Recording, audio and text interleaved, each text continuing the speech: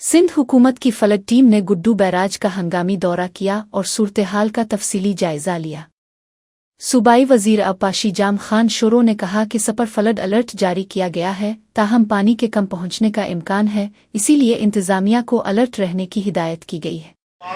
Major rehabilitation हुए बंद raise हुए 2010 के फ्लड के बाद, 2010 का फ्लड के बाद रिहेबिलिटेशन हुई है। इसके बाद मुसलसल इस पर SOP बंद मैन्यूअल की इरिगेशन डिपार्टमेंट काम कर रहा है।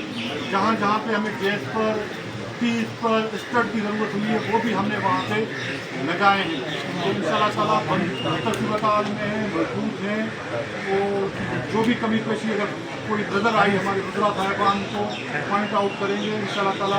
इरिगेशन डिपार्टमेंट, डिस्ट्रिक्ट एडमिनिस्ट्रेशन, हमारे चेयरमैन साहब मुसलसल बिलावल साहब टच में हैं, नासिर जरदारी साहब टच में है, हमारी बहन फरियाल साहब, CM साहब मुसलसल कोऑर्डिनेशन कर रहे हैं फेडरल लेवल से लेकर नीचे तक। तो इंशाअल्लाह ताला अल्लाह की तरफ से बेहतर सूरत हाल होगी। सूबाई वजीर बराए excise and taxation Mukesh Chawla ने कहा कि पंजनद से पानी के बहाव में कमी आएगी, जबकि बचाव बंद मजबूत हैं और पानी बआसानी गुजरने की तवक्को है। उनका मजीद कहना था कि सपर फ्लड के लिए तैयारी मुकम्मल है और फौरी तौर पर किसी बड़े खतरे का सामना नहीं है।